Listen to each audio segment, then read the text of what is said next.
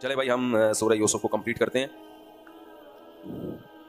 क़ालू या अय्युहल अज़ीज़ इन्न लहू अबन शैख़न कबीरा। सूरह यूसुफ पे आज तीसरा लेक्चर है, तीसरा दर्स है। तो यूसुफ अलैहिस्सलातु वस्सलाम ने फरमाया, भाई तुम ये कह रहे हो कि बिन्यामीन के सिवा हम किसी और को रख लें, ये नहीं हो सकता। कुरान कहता है फ़लम्मा इस्तयअसू मिन्हु खलसू नजिया। बड़ा ज़ोर लगा लिया इन्होंने, भाई बिन्यामीन को तो लेके जाना ही जाना है, हम में से किसी को रख लो। लेकिन यूसुफ अलैहिस्सलाम ने हवाले नहीं किया। सवाल पैदा होता है, यूसुफ अलैहिस्सलाम को तो मालूम था कि मेरे बाप को कितनी तकलीफ होगी, वो दूसरे बच्चे को भी गुम पाएंगे। उसका जवाब तकरीबन तमाम मुफस्सिरीन ने एक ही दिया है कि ये तदबीर यूसुफ अलैहिस्सलाम अल्लाह के हुक्म से कर रहे थे, वरना पैगम्बर अल्लाह के हुक्म के बगैर नहीं कर सकते। उसूली तौर पर तो बाप को ऐसी तकलीफ देना नाजायज़ है, लेकिन अल्लाह की तरफ से, क्योंकि पैगम्बरों पर तो वही आती है ना, तो अल्लाह चाह रहे थे याकूब अलैहिस्सलाम को आजमाना। कुरान कहता है फलम्मा इस्तयअसू मिन्हु, जब मायूस हो गए, भाई जोर लगा दिया अब नहीं हो सकता, खलसू नजिया, सरगोशी करते हुए अलग हुए। सारे भाई अलग हो गए, कान में बात करने लगे। क़ाल कबीरुहुम, बड़े ने कहा, अलम तालमू अन्न अबाकुम क़द अख़ज़ अलैकुम मौसिक़म मिनल्लाह, तुम्हें मालूम है कि तुम्हारे अब्बा ने कितनी मजबूत कस्में, कितना मजबूत एग्रीमेंट लिया था कि वापस लेकर आना है। देखो बड़ा भाई अपनी चौधराहट दिखाता है। अलम तालमू, तुम सबको पता है ना भाई, कोई नई बात बताओ, ये तो आपको भी पता है, सिर्फ हमें नहीं पता, आपको भी पता है। व मिन क़ब्लु मा फ़र्रतुम फ़ी यूसुफ, और इससे पहले तुम यूसुफ के बारे में जो कर चुके हो वो भी तुम्हें मालूम है। हालांकि तुम भी तो कर चुके हो, उन पे बल्ली डाल रहे हैं। तुम सब ने यूसुफ के साथ जो किया वो भी पता है, और अब्बा ने जो मजबूत एग्रीमेंट लिए वो भी पता है। फलन अबरहल अर्जा, अब मैं यहां से नहीं जाऊंगा। फलन अबरहल अर्जा, मैं बाप को मुंह दिखाने के काबिल नहीं हूं, मुझसे ना बाप का गम देखा जाएगा ना जो मुझे जिल्लत और शर्मिंदगी है। फलन अबरहल अर्जा हत्ता यअज़न ली अबी, बाप मुझे माफ करके परमिशन दे दे के वापस आ जाओ तो चला जाऊंगा। औ यहकुम अल्लाहु ली, या अल्लाह कोई फैसला कर दे, मुझे मौत दे दे, मैं वापस अब नहीं जाऊंगा। वह हुआ खैरुल हाकिमीन, अल्लाह बेहतर फैसला करने वाला है। इरजिउ इला अबीकुम, तुम सब जाओ, मैं यही हूं भाई, अपने बाप के पास जाओ। फ़क़ूलू या अबाना, और जाके अब्बा से कहो, ए हमारे अब्बा, इन्न इब्नका सरक़, आपके बेटे ने चोरी की है। वमा शहीदना इल्ला बिमा अलिमना, हम तो जो जानते हैं वो बता रहे हैं। वमा कुन्ना लिल गैबि हाफिज़ीन, हमें गैब का थोड़ी पता था। हमने जो कस्में उठाई थी कि बेटे को लेकर आएंगे हर सूरत में, तो हम थोड़ी गैब जानते थे कि बच्चा आपका चोरी करेगा और पकड़ा जाएगा और बादशाह उसको रख लेगा। वस्अलिल क़र्यतल्लती कुन्ना फ़ीहा, यकीन ना आए तो आप खुद आएँ इस बस्ती में जिसमें हम थे, उनसे पूछें। वल्ईरल्लती अक़बलना फ़ीहा, जिस काफ़िले के साथ हम वापस आए उन काफ़िले वालों से पूछ लें। व इन्ना लसादिक़ून, और हम सब सच्चे हैं। ये जाके अब्बा से बोलो, पूरा सिखा रहा है, मैं यहाँ बैठा, मैं नहीं जा। क़ाल बल सव्वलत लकुम अनफुसुकुम अमरा, याकूब अलैहिस्सलाम ने फरमाया तुम्हारे दिलों ने कोई नई बात गढ़ ली है। ये भी इंदिमाज है, पूरा वाक़या हज़फ। वो आए, ज़ाहिर है घर में दाखिल हुए होंगे, बाप ने बेटे को देख के परेशान, बेटा कहाँ है, तो उन्होंने पूरी कहानी सुनाई। ये सब कुरान ने हज़फ कर दिया। क़ाल बल सव्वलत लकुम अनफुसुकुम अमरा, तुम्हारे दिलों ने तुम्हारे लिए कोई बात गढ़ ली है, कहानी बना ली है तुमने बेटे को गायब करने के लिए। अब देखो पहली मरतबा भी याकूब अलैहिस्सलाम ने यही अल्फाज कहे थे, जब वो यूसुफ अलैहिस्सलाम की कमीज़ पे झूठ मूठ का खून लगाकर ले आए और कहा कि अब्बा हम जंगल में खेल रहे थे, भेड़िए ने आके खा लिया, तो याकूब अलैहिस्सलाम ने क्या फरमाया, बल सव्वलत लकुम अनफुसुकुम अमरा, तुमने अपनी तरफ से कुछ गढ़ लिया है। बेआईनी ही यही अल्फाज यहाँ भी, हालांकि यहाँ ऐसा नहीं था। इससे हमें पता चला कि पैगंबर आलिमुल गैब नहीं होते। एक बात ये भी पता चली, दूसरी बात ये कि बाज़ दफ़ा किसी के बारे में कराइन से यकीन होता है कि ये झूठ बोल रहा है, तो इन मजबूत कराइन की बेस पे भी, जबकि पहले उसका किरदार झूठ का रहा हो, तो उसे गलत कहा जा सकता है, क्योंकि हम जाहिर के मुकल्लफ हैं। 100% यकीनी दलाइल बाज़ दफ़ा हमारे पास नहीं होते। हाँ, इस पर सजाएं नहीं दी जा सकती, लेकिन ये स्टेटमेंट कायम की जा सकती है, भाई आज तक इसने सच बोला है जो अब सच बोल रहा है। अभी तो हमें तो यही लगता है अभी फेंक रहा है ये। तो ये याकूब अलैहिस्सलाम का जो तबसरा था वो क्या था, माजी को देख के, भाई पहले भी तो तुमने यही किया था, उनसे भी तुमको हसद था और बिन्यामीन से भी तुमको हसद, इसलिए अब तुम झूठ बोल रहे हो। तो ना पैगंबर आलिमुल गैब होते हैं, और ना शरीयत में ये ज़रूरी है कि जब तक गवाह ना हो आप किसी के बारे में बदगुमानी नहीं रख सकते। अगर मजबूत कराइन भी हैं तो इस बेस पे भी बदगुमानी रखना जायज़ है, लेकिन मजबूत कराइन हो, वहम ना हो, क्योंकि इंसान इससे ज़्यादा का मुकल्लफ नहीं है। इसकी मिसाल ऐसे है जैसे किसी ने किसी को चाकू मार के बाहर निकला, बंदा कत्ल हो गया, उसके चाकू पे खून लगा, वो भाग रहा है, आपने कत्ल होते हुए नहीं देखा ना, लेकिन कराइन क्या कहते हैं, किसने मारा है, भाई यही है, इसी के पास चाकू था, खून भी लगा हुआ है। ये तो खैर गवाही के हुक्म में आ जाएगा, ये तो कराइन नहीं है, तो यकीनी गवाही है। तो ये हाँ, बल सव्वलत लकुम अनफुसुकुम अमरा फस्सब्रुन जमील, वही अल्फाज जो पहले कहे थे वही अब। ये कर मैं कुछ भी नहीं सकता, तुम कह रहे हो जाके काफिले वालों से पूछो, मैं बूढ़ा आदमी हूं, मैं कहां से काफिले वालों को तलाश करता फिरूंगा और मिस्र कैसे जाऊंगा मैं तफ्तीश करने के लिए। फस्सब्रुन जमील, सब्र जमील उस सब्र को कहते हैं जिसमें जर्रा बराबर भी शिकायत ना हो। एक सब्र तो होता है लेकिन उसमें कुछ बेसब्री भी होती है। सब्र जमील आला दर्जे का सब्र।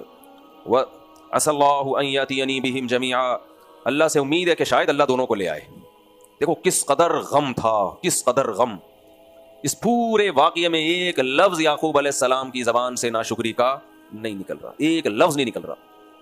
और मज़ीद गम पहुंचाए, फिर उम्मीद की बातें। असल्ला, उम्मीद है अल्लाह से, शायद अल्लाह ताला अन यातियनी बिहिम जमीआ, दोनों को ले आए। तो पहले वाले को भी भेड़िया नहीं खाया होगा। इन्नहु हुवल अलीमुल हकीम, वो जानने वाला है और हिकमत वाला है। वो जानता है किसके साथ क्या मामला करना है और हिकमत वाला है। उसकी आजमाइशों में कोई हिकमत होती है, हम नहीं समझते। आज एथियस और मुल्हिद लोग ना हर चीज़ की दलील पूछते हैं कि खुदा ने ऐसा क्यों किया, इसकी क्या हिकमत है, खुदा ने ऐसा क्यों किया। भाई अगर हम सबको सब कुछ बता के अल्लाह करे तो वो खुदा थोड़ी हुआ, वो तो माज़ अल्लाह नकले कुफर कोई सियासी लीडर हो गया। सियासी लीडर जब भी कोई काम करते हैं तो बता रहे होते हैं हमने जो अस्पताल खोला एक्चुअली इसलिए खोला है, यहाँ ये मसला था, हम जो है वो रिलीफ इसलिए नहीं दे रहे कि बजट नहीं है, वगैरह वगैरह। तो खुदा का मतलब क्या है? खुदा है, वो पाबंद नहीं है कि वो आपको आजमाइश में डाले तो बताए कि मैंने जो अभी ये किया तो उसमें हिकमत ही है, फिर वो हिकमत थोड़ी रहेगी। वसब्रुन जमील, हाँ, वतवल्ला अन्हुम। अब जाहिर है सब्र इंसान कोशिश करता है लेकिन दिल इंसान के इख्तियार में नहीं है। जबान से कैसी उम्मीद की बातें, दिल इख्तियार में नहीं है। वतवल्ला अन्हुम, फिर हजरत याकूब ने उनसे पुश्त फेरी। वक़ाल या असफ़ा अला यूसुफ, फिर जबान से यूसुफ अलैहिस्सलाम की याद में एक जुमला निकला, हाय अफसोस यूसुफ पर, अफसोस यूसुफ पर। वबियद्दत ऐनाहु मिनल हुज़्न, गम की वजह से आपकी बीनाई चली गई, क्योंकि इतने टेंशन में इतनी जिंदगी गुजरी ना उस गम में, और रोते रहे याद कर करके। तो वबियद्दत ऐनाहु मिनल हुज़्न फहुवा कज़ीम, और आप घुट रहे थे जैसे गम, इंसान गम का प्याला पी रहा हो। कज़ीम का लफ्ज़ कुरान ने गम के लिए भी इस्तेमाल किया, गुस्से के लिए भी इस्तेमाल किया, उससे कज़ीम के लफ्ज़ को समझने में मदद मिलेगी। कुरान कहता है ना, नेक लोगों की सिफात है अल काज़िमीन अल गईज़, अपने गुस्से के घूंट को पीते हैं। कज़म कहते हैं कड़वी चीज को पीना। तो जैसे कोई कड़वी दवा किसी ने दी हो, दिल नहीं चाह रहा लेकिन आप ना चाहते हुए उसको हलक में उतार रहे हो। तो अब गुस्से के घूंट को आदमी दिल चाह रहा होता है, गुस्सा जारी कर दे, अंदर से खाली हो जाए, बिल्कुल रिलैक्स हो जाए। लेकिन अगर आप उसको पी रहे हो, बर्दाश्त कर रहे हो, तो उसे यानी आपका जो दिल है वो अलग ट्रैक पे चल रहा है और आपकी अकल अलग ट्रैक पे चल रही है, आप ब्रेकें लगा के रोक रहे हो उसको। तो अल्लाह फरमाते हैं फहुवा कज़ीम, वो हुज़्न और गम के घूंट को पी रहे थे, यानी सब्र कर रहे थे, नाशुक्री की बातें जबान से नहीं कर रहे थे। क़ालू तल्लाहि तफ़्तउ तज़कुरु यूसुफ, अब इतने अरसे के बाद जब अपने बाप की जबान से यूसुफ का नाम सुना तो सब रिश्ते, जो भी आपके बेटे बेटियां बहुएं जामा, जो भी खानदान के लोग थे, वो मिल के कहने लगे अल्लाह की कसम आप यूसुफ को अभी तक याद करते रहोगे, हत्ता तकून हरदन औ तकून मिनल हालिकीन, आप हलाक ना हो जाओ, आपकी मौत ना वाक़ई हो जाए इस गम में। क़ाल इन्नमा अश्कू बसी व हुज़्नी इलल्लाह, फरमाया मैं अपना गम अल्लाह के सामने बयान करता हूँ, मैं लोगों के सामने बयान नहीं करता। देखो अपना गम लोगों के सामने बयान करना भी जायज़ है, कोई गुनाह नहीं है। अगर आप बहुत गमज़दा हैं और आपका ख्याल ये है कि किसी के साथ अपना गम शेयर करके दिल हल्का हो जाएगा, तो ये बेसब्री की बात नहीं है। हाँ, रोना पीटना, हर वक्त एक ही टॉपिक को मौजू बना लेना और सबकी दुनिया में फैलाते रहना, उस बात को, ये गलत है। अगर कोई आपका ऐसा करीबी है जिससे गम शेयर करने के बाद आदमी को लगता है मैं हल्का हो जाऊंगा, तो ये जायज़ बल्कि तरगीब है, क्योंकि शरीयत में गम को पालने की इजाज़त नहीं है। एक गम अल्लाह की तरफ से वो तो बेख्तियारी है। तो फरमाया कि इन्नमा अश्कू बसी व हुज़्नी इलल्लाह, मैं अपना गम अल्लाह के सामने बयान करता हूँ। व अअलमु मिनल्लाहि मा ला तअलमून, अल्लाह के बारे में वो कुछ जानता हूँ जो तुम नहीं जानते। देखो हम सब अल्लाह के बारे में सब कुछ जानते हैं, ये तो शरीयत ने बता दिया हमें, अल्लाह कुदरत वाला है। हर मुसलमान अल्लाह के बारे में बेसिक नॉलेज रखता है, नहीं रखेगा तो काफिर है। अल्लाह कुदरत वाला है, अल्लाह अपने बंदों पर मेहरबान है, अल्लाह जालिम नहीं है। तो ये कौन सी ऐसी चीज थी जो याकूब अलैहिस्सलाम जानते थे, उनके बच्चे नहीं जानते थे? इसको कहते हैं मारिफत। हमें अल्लाह के बारे में पता है कि अल्लाह कुदरत वाला है, अपने बंदों से मोहब्बत करता है, लेकिन इसका इस्तेहजार कि कैसे मोहब्बत करता है, उसके बंदों को नवाजने के तरीके क्या क्या होते हैं, इसका इल्म ये सीखे बगैर नहीं आता, और ये अल्लाह वालों की सोहबत के बगैर नहीं आता कि गमों में ये तसल्ली हासिल हो कि इस गम में ये मेरे फायदे के लिए, ये मुझे आजमाया जा रहा है। अब कैसे आजमाया जा रहा है भाई? असबाब की दुनिया में तो नाउम्मीद है, और सौ दराज हो गया यूसुफ अलैहिस्सलाम को गायब हुए में, और दूसरा बेटा भी गायब हो गया, लेकिन कह रहे मैं अल्लाह के बारे में वो जानता हूं जो तुम नहीं जानते। क्या मतलब? वो नाकामियों के नक्शों में कामयाबियां पैदा कर देता है। तो इसलिए मैं इन असबाब और नाकामियों के नक्शों को देख कर नाउम्मीद नहीं हूं, और कुछ नहीं तो मौत वाक़ई हो जाएगी ना, तो आखिरत में इसका अजर मिलेगा। तो यानी ये मेरे हक में बेहतर है, लेकिन जाहिर है गम तो है ना। या बनी यज़हबू फतहस्ससू मिन यूसुफ व अखीही वला तयअसू मिन रौहिल्लाह, याकूब अलैहिस्सलाम को यकीन था कि ये मेरे बेटों का काम है, वो दोनों जिंदा हैं, ये इन्होंने कहीं उनको जो है मुझसे दूर किया है। तो ऐ मेरे बेटो जाओ और यूसुफ और उसके भाइयों को तलाश करो। तुम जवान लोगों दुनिया में ट्रैवलिंग कर सकते हो। वला तयअसू मिन रौहिल्लाह, और अल्लाह की रहमत से ना उम्मीद मत हो।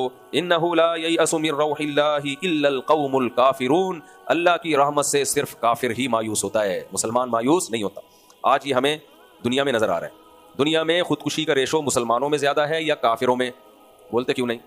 टेंशन का रेशो काफिरों में ज्यादा है या मुसलमानों में? अबे नहीं हुए, टेंशन की चीजें, टेंशन का नहीं, टेंशन के असबाब काफिरों में ज्यादा हैं या मुसलमानों में? असबाब की बात कर रहा हूं, यानी और आसान कर देता हूं, गाड़ी उर्दू हो रही है। टेंशन देने वाली चीजें काफिरों में ज्यादा हैं या मुसलमानों में? काफिरों के पास ये वाली चीजें हैं जो हमारे पास हैं नहीं, यानी टेंशन वाली। काफिरों के गटर के ढक्कन होते हैं कि नहीं होते? होते हैं। हम लोग के होते हैं? नहीं। उनके यहाँ हमारे यहाँ साफ पानी है या उनके यहाँ? उनके यहाँ। उनके रोड बने हुए होते हैं या हमारे? उनके हुक्मरान करप्शन करते हैं या हमारे उनके भी करते हैं, इतने नेक नहीं है वो, ये ध्यान में रखो। मेरे बहुत बड़ी फिल्म है, वो बड़े तो तबीयत से करते हैं, वो हमारी तरह छिछोरे नहीं है। चप्पल चुराने वाले कहते हैं चप्पलें चुरा के टाइम ज़ाया नहीं करो, वो जब करनी है तो बड़ी चीज़, और फिर वो टाइम ऐसे घूम रहे होते हैं, लोगों को करप्शन के खिलाफ तरगीबें दे रहे होते हैं। इतनी नेक नहीं है जितना हम समझ। खैर, लेकिन बहरहाल उमूमी तौर पे देखा जाए तो सारी टेंशन की चीजें हमारे यहाँ। बाज लोगों के यहाँ दो दो भी हो गई हैं टेंशन की चीजें, तीन तीन हो गई हैं जब से मेरे बयाना शुरू है। उनके यहाँ टेंशन की कोई चीज बोलो नहीं है, तो उनके यहाँ सास नहीं होती, बस ऐसी नाम की होती है सास। वो कोई कहता हमारी सास माशाल्लाह, वो फिर मेरी भी सास है ना, अल्लाह नेक है अल्हम्दुलिल्लाह, ठीक है ना। सुसर साले, खैर महंगाई, गुर्बत, ना साफ पानी है ना साफ हवा है। बैरून मुल्क से हमारा जहाज जैसे ही लैंड करता है ना कराची, 2-4 दिन तक मुझे खांसी नजला होता है। हालांकि मैं कराची से बड़ी मोहब्बत करता हूँ, खांसी नजले में भी मुझे कराची पसंद है। और मैं एक बात बताऊं, जो कराची में रह गया ना, कराची छोड़ के नहीं जा सकता, वो दुनिया छोड़ देता है, कराची नहीं छोड़ता। और अगर किसी मजबूरी से छोड़ दिया, सारी जिंदगी कराची को याद करता है वो। तो इतनी टेंशनों में भी हमें कराची अच्छा लग रहा है, हैरत की बात है या नहीं? खैर, टेंशनों के बावजूद भी खुदकुशी का रेशो किसमें ज्यादा? उनमें। उसकी वजह याकूब अलैहिस्सलाम ने बयान की है, इन्नहु ला ययअसु मिन रौहिल्लाहि इल्लल कौमुल काफिरून। याकूब अलैहिस्सलाम कहते हैं अल्लाह की रहमत से काफिर ना उम्मीद होता है, मुसलमान ना उम्मीद नहीं होता। तो उनके यहाँ कोई टेंशन की चीज नहीं है, लेकिन जरा सी टेंशन होगी ना उम्मीदी, क्योंकि खुदा को मानते ही नहीं है। वो समझते अब हमारी जिंदगी टेंशन में ही गुजरेगी। हम खुदा को मानते हैं अल्हम्दुलिल्लाह, अल्लाह की तौफीक से अल्लाह को मानते हैं, अल्लाह बचाए हमें टेंशनों से। लेकिन अगर कोई टेंशन आ जाए तो किसकी तरफ तवज्जो होती है? भाई हमें तो अल्लाह ने दुआ सिखा दी, इदा असाबतहुम मुसीबा, जब इन्हें कोई मुसीबत पहुंचती है, क़ालू, तो ये कहते हैं इन्ना लिल्लाहि, हम अल्लाह के गुलाम हैं, व इन्ना इलैहि राजिऊन, गुलाम पर तसर्रुफ आका को होता है। इस दुनिया में हमारी नहीं चलेगी, किसकी चलेगी? अल्लाह की, और हमने उसी की तरफ लौट कर जाना है, वो इन गमों का हमें अजर देगा। इतना जबरदस्त शेर है ना, इकबाल का है या पता नहीं किसका है। तुम दिए बादे मुखालिफ से न घबराए शाही, ये तो चलती है तुझे ऊंचा उड़ाने के लिए। परेशानियों में इंसान सर्वाइव करता है तो कुछ निखरता है। और बर्गर फैमिलियों के बच्चे जिन्होंने कभी कोई टेंशन ही ना देखी हो, वक्त पे उनको नाश्ता मिला, पाठा खा लो, डबल रोटी खा लो, ये खा लो, वो कम वक्त फिर भी कुछ भी नहीं खाता, वो सिर्फ दिमाग खाता है। गरीब का बच्चा रोटी को फोकस करता है, रोटी खाऊंगा। अमीर का बच्चा क्या खाता है? खोपड़ी। कितनी चीजें उसको सामने रखी भी होती हैं, नखरों में ही वो जिंदगी। फिर उसके बहन भाई भी नहीं होते, तो बहन भाई भी टेंशन देते हैं बचपन में, उससे भी बच्चा के दिमाग बढ़ता है, वो भी नहीं होते। तो लाड प्यार में एक भी क्या बजाऊं मैं, ज्यादा दिल में नहीं जा रहा, सूरत रह जाएगी। अच्छा खैर, तो अमीर के बच्चे से मुझे कोई नफरत नहीं है, अमीरों को भी अच्छे बच्चे होते हैं, लेकिन थोड़ा सा उनको नेचुरल लाइफ दो। मिट्टी में खेलने के लिए ले जाया करो, मिट्टी के बोलो गोले उठा उठा के चपेटो एक दूसरे के। हम गरीब फैमिली से नहीं थे, मुतवस्सित फैमिली से थे, लेकिन फिर भी हम खेले बहुत हैं। बारिश के दिनों में ना कीचड़ में जाते थे अब्बा से छुप के। अब्बा हमारे बहुत साफ सुथरे नेवी में थे ना, तो बहुत फौजी वाला उनका दिमाग था, सफाई सुथराई। हम लोग क्या करते थे, कीचड़ उठा उठा के पूरा चिपका देते थे सामने वाले के मुंह पे। और भागते क्यों थे? इसलिए कि अब उसका नंबर है, ठीक है ना। तो बच्चे तो इस माहौल में पलते हैं यार, वो सही बच्चे होते हैं। अभी तो जरा सा बच्चे को कुछ एसी तेज हो गया ना, अगले दिन नमूनिया हो गया उसको। जरा सा एसी का 1 पॉइंट कम कर दिया ना टेम्परेचर, नमूनिया, पक्का नमूनिया उसको। पसीना ज्यादा निकल गया, डॉक्टरों ने भी बड़ा टेंशन डाली, पसीना ज्यादा, एक्चुअली अब आपकी ना इलेक्ट्रोलाइट्स कम हो गई हैं आपके, तो अब आप जो है ना फौरी तौर पर, इसमें देर ना करें, फौरन ORS इलेक्ट्रोलाइट्स पूरी करें आप। ये यार, हम जून जुलाई की गर्मियों में रोजे भी होते थे, भारी भरकम बस्ते लटका के दूर जाते। रमजान में मुझे याद है 9-10 साल उम्र थी हमारी, भारी भरकम बस्ते लटका के जाते, आधा घंटा पौना घंटा पैदल, वापस आते 12-1 बजे, जबान प्यास से खुश्क हो रही होती थी, और हम बर्दाश्त करते थे गुरूब आफ्ताब तक। और कैसे जो बूढ़े लोग हैं उनको याद होगा वो दौर, किस कदर ठंडे पानी के ना बाल्टियां सरों पे डाल रहे होते थे। एक हमारे महल्ले में दरख्त था, एक कुलिया बनी हुई थी उस पर बैठने की जगह, तो वहाँ सारे महल्ले के बुजुर्ग आके बैठा करते थे, बच्चे भी आके ना रमजान में, तो बाल्टियां भर भर के पानी की डाल रहे हैं। मौली साहब हमारे बैठे होते थे ऐसे चौधरी बन के, लाओ बाल्टी लेकर आ घर से, तो लोग जाते थे, इमाम साहब के लिए हम भी बैठे होते थे, सर पे डाल रहे हैं ना इमाम साहब के, ठीक। तौलिए ठंडे कर करके अपने ऊपर डाल रहे हैं। मेरे वालिद साहब दोपहर गर्मी में ऑफिस से आते थे तो आते ही फिर वो तौलिया ठंडा करके अपने सर पे डाल दिया करते थे। ये रोजे होते थे। तो मुझे तो नहीं याद कोई एक बंदा भी टहला हो, एक बंदा भी टहला हो।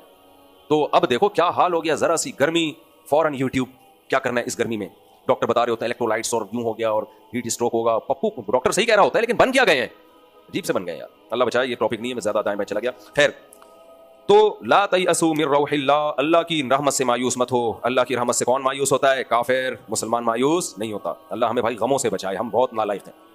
अल्लाह ना करे, अल्लाह ना करे कोई गम मुकद्दर में हो तो फिर अल्लाह सब्र की तौफीक दे। फलम्मा दखलू अलैहि, चले गए भाई, वापस राशन भी लेना था, भाई की सिफारिश भी करनी थी। क़ालू या अय्युहल अज़ीज़, कसम कुर्सी की हालत में महल में दाखिल हुए और कहने लगे ए अजीज़ मिस्र। अच्छा, मैंने शायद कह दिया कि बादशाह बन चुके थे कल के बयान में, तो वो बादशाह नहीं थे, अजीज़ मिस्र ही थे। या अय्युहल अज़ीज़ मस्सना व अहलना दुर्र, हमें और हमारे घर वालों को बड़ी परेशानी पहुंची है, बहुत मुश्किलात में है। वजीना बिबिज़ातिन मुज़जातिन, अब तो जितना राशन चाहिए उसके पूरे पैसे भी नहीं है हमारे पास। राशन चाहिए हमें, पैसे हमारे पास थोड़े हैं, जितनी आपने कीमत रखी है वो पैसे भी नहीं है। फ़ाउफ़ी लनल कैला व तसद्दक़ अलैना, आप हमें राशन पूरा दे दें। उनको ये डर था कि अब जाएंगे ना तो राशन की भी आधी आधी बोरियां, अब्बा कहेंगे बच्चे भी गए और खाने पीने से भी गए, राशन भी नहीं लेकर आया। तो फ़ाउफ़ी लनल कैला व तसद्दक़ अलैना, आप हम पे सदका कर दें। इन्नल्लाह यजज़िल मुतसद्दिक़ीन, अल्लाह सदका करने वालों को अच्छा बदला देता है। अल्लाह की तरफ निस्बत कर रहे हैं। जब यूसुफ अलैहिस्सलाम ने इनकी ये हालत देखी ना कसम कुर्सी की, क़ाल हल अलिमतुम मा फ़अलतुम बियूसुफ़ व अख़ीहि इज़ अन्तुम जाहिलून, यूसुफ अलैहिस्सलाम ने कहा तुम्हें मालूम है तुमने अपने भाई यूसुफ और बिन्यामीन के साथ क्या किया है जब तुम जहालत पे उतरे हुए थे। क़ालू अइन्नका लअन्ता यूसुफ, वो फौरन कहने लगे क्या कहीं आप ही यूसुफ तो नहीं हो? क्योंकि जाहिर है बातचीत का अंदाज और शबाहत तो थी ना, लेकिन कंफ्यूज थे कि भाई ये यूसुफ कैसे बन सकते हैं। तो क़ालू अइन्नका लअन्ता यूसुफ, कहीं ऐसा तो नहीं है कि आप यूसुफ हो?